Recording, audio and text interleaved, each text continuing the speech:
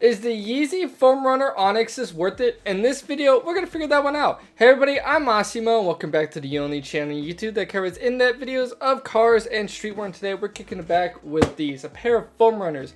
The reason why I chose these foam runners is I'm starting to see that these sneakers are starting to trend on the StockX most popular sneakers list. So I figured out why not see if they're worth it. So before we get into the unboxing, be sure to like and share for that YouTube algorithm, as well as subscribe. Any support would just be awesome.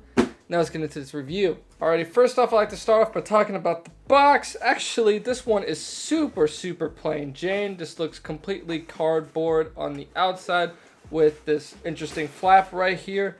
The only thing unique is on the side right here, we have the sizing tag right there, but lifting up that lid and removing that wrapping paper, and whew, forgot the way these things are actually wrapped. They're wrapped underneath one of each other, but here they are. Also, the label on the box is actually on the inside, foam right there. And then my first impressions of the sneaker is, yeah, these are actually pretty darn clean. Alrighty, so here is a closer look at the Adidas Yeezy Foam Runner Onyxes. Some background information of the sneaker. These sneakers were released back of, actually they restocked recently this March 07 with the retail price of $90. The last time these things dropped was actually 2 years ago, so it's nice they did a little restock. That's probably why they're trending. Since then, these sneakers have obviously been sold out and actually reselling for, I think, low $100 range. Yes sir. So are these foam runners still worth it? Well, let's start by starting with the styling with the shoe, starting with the sole. So the sole of the shoe, as you can see, very different from the Yeezy Slide we just recently reviewed. The Yeezy Slide had a more straightforward styling with the serrated edges. These ones are kind of more abstract. As you can see, it's very organic looking. That's kind of like the theme of this sneaker, is very organic. Kind of trying to make it look like it's a living entity or something like that, like it grows in the wild or something. And you can kind of see that right here, kind of this nice earthly muddy texture almost. Very interesting design right here for the sole.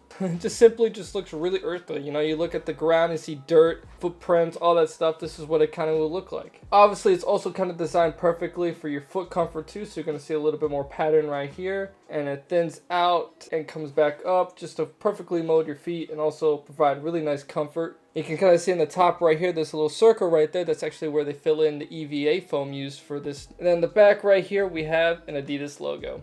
Coming up to the midsole of the shoe. Now, there isn't really a whole lot going on with like the midsection of the shoe. You can kind of see the splitting right there. They do that for extra air and comfort. When I'm trying to get that right there, you see there's a line that kind of separates the sneaker. Done on purpose, you know, you kind of feel a little bit that the beneath it's a little harder and on top of it's a little softer. But yeah, and then we just have the whole sneaker itself. And holy crap, there's a lot going on with this sneaker. So I'll start just by looking at the middle of this sneaker. We have some oval cutouts right there.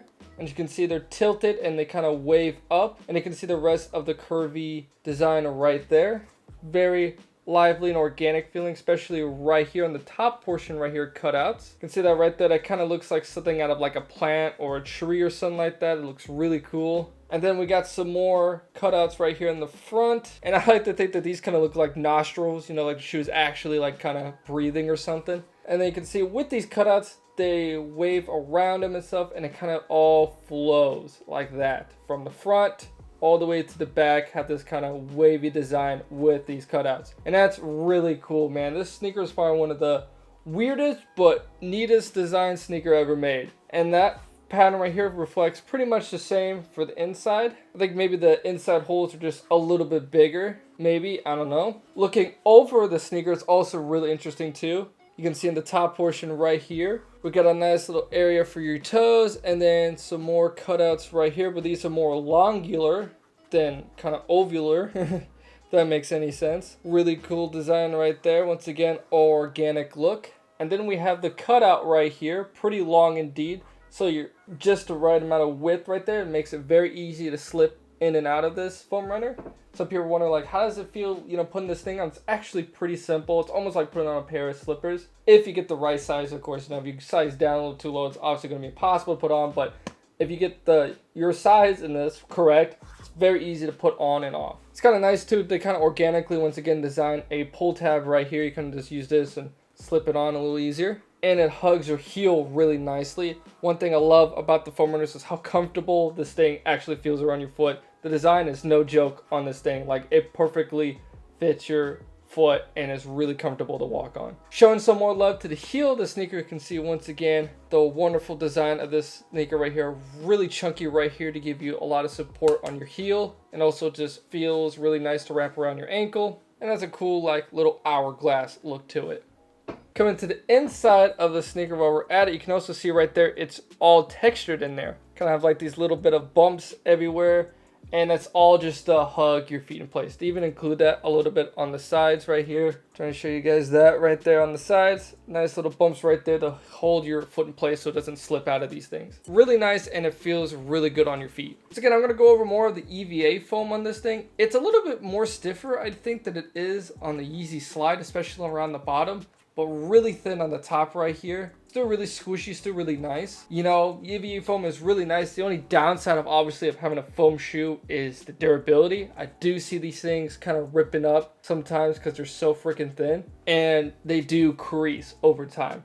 Obviously there's ways around that. You know, you can get a blow dryer, heat it up, and the creases will come out. I've seen that done, but a lot of the times over time, you know, just general walking around these things, they do tend to crease up around the soles. And that's also true for the Yeezy Slides as well. So it's a bit of a trade-off. You know, you're getting really great comfort, but durability is a little lacking. Overall, though, for a sneaker that looks like this for $90 and $100 just about, it's honestly not that bad of a price if you think about it. That's about as much as a new pair of Air Force Ones or something. Obviously, on the higher end of size, you know, you can obviously get Converses or Vans for $40, but you know, for something that looks like this, that's actually not that bad. That is if you like the styling, of course. I know being a sneaker reseller, it's been pretty hard to resell these sneakers just because the styling is just so out there. A lot of people just won't touch this sneaker with a 10-foot pole because it just looks different from anything else, and people are just kind of afraid to wear them around. But I think if you don't care what people think and just like this sneaker for the design and the comfort, it's amazing. So let's talk about the wearability more of the sneaker. You know,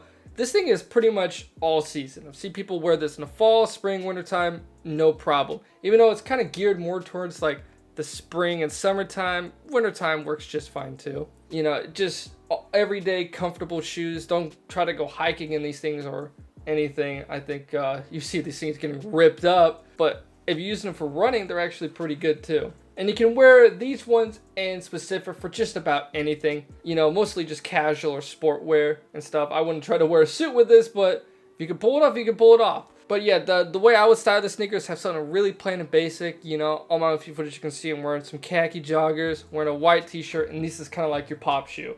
Your shoes are about 90% of your outfit, and this one speaks for itself, really. If you feel like your outfit just doesn't have enough pizzazz, something like that, throw in a pair of these, and trust me, it will have that pizzazz. That's why I call it a pop shoe, you know what I mean? It's just like, this sneaker is pretty much your outfit if you're wearing it, just because how much it will just pop out. Also, I'm also going to give you some sizing tips on this thing. I normally go true to size, if not size up a little bit. So say if you're 9.5, get a 10. If you're 8.5, get a 9. Because with this thing, it's better to size up than under, in my opinion. You size under, it's going to be very difficult to put your foot in this. You size up, however, it's going to be a lot easier, and honestly, it's going to feel a lot better. So me being 8.5, I go with 9, and it works just fine. Alrighty, now with that out of the way, I think it's time to give my final verdict of these sneakers. On a scale of 1 to 10, I'm going to give these an 8 out of 10. I'm not sure what I gave the last foam runners I reviewed score. I think I scored under, and that's because I just didn't like the styling of these, but it's honestly grown on me over time. So yeah, these sneakers I would definitely say are worth it for the retail and the current resale prices. You know, in a world where everybody's wearing the same pair of sneakers, you know, I'm seeing Adidas Campuses, and you know, obviously Panda Ducks, everybody wears the same one.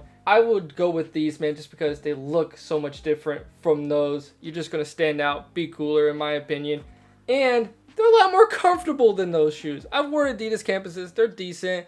Panda's not very good on comfort at all. Dunks just suck in comfort. These things are honestly one of the most ultimate comfort shoes out there, by far. So once again, on a scale of 1 to 10 of these Yeezy foams, I'm going to give them a solid 8 out of 10. The design is really good. The quality is pretty decent. The only downside is, you know, they're not that special anymore. There's a ton of them.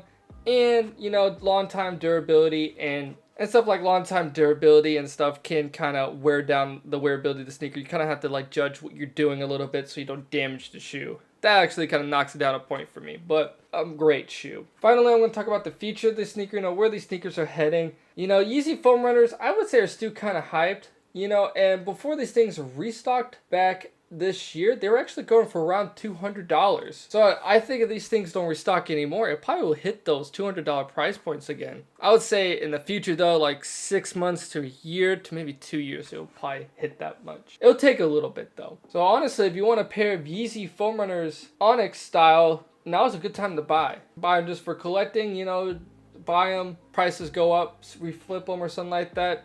Works good for that too. Buy them, wear them every day. Great price for that too. So these things are definitely absolutely worth it. And I think that's all needs to be said for this sneaker. So the Yeezy Foam Runner Onyxes. What'd you guys think about it? Comment down below your opinion, like and share for that YouTube algorithm, and last but certainly not least, subscribe.